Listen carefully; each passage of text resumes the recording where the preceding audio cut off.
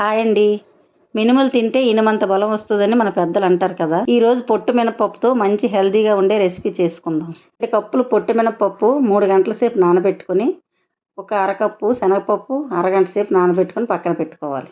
పప్పు 3 గంటలు నానిన తర్వాత బాగా కడిగి పెట్టుకొని, ఒక్క చుక్క నీళ్ళు కూడా లేకుండా చెల్లులు గిన్నెలో వేసి వడకట్టుకోవాలి. తర్వాత అస్సలు నీళ్ళు వేయకుండా మిక్సీ పట్టుకొని, ఇంకొక చిన్న మిక్సీ గిన్నె తీసుకొని 1 ఇంచు అల్లం ముక్క చిన్న చిన్న ముక్కలుగా కోసుకొని, కొంచెం పచ్చిమిర్చి, మిరియాలు, ఎండుమిరపకాయల పౌడరు, పసుపు, జీలకర్ర, రుచికి సరిపడే సాల్ట్ వేసుకొని అంతా బాగా కలిసేలా కలుపుకొని, ఎంత పలచగా వీలైతే అంత పలచగా వడలుగా ఒత్తుకొని బాగా క్రిస్పీగా ఉండేలాగా వేయించుకోవాలి.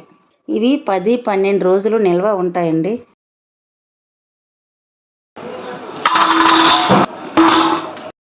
ఇవి చిన్నపిల్లలకి ఇవ్వచ్చు, హాస్టల్లో ఉండే పిల్లలకు కూడా పంపించవచ్చు, ఎందుకంటే నిల్వ ఉంటాయి కాబట్టి.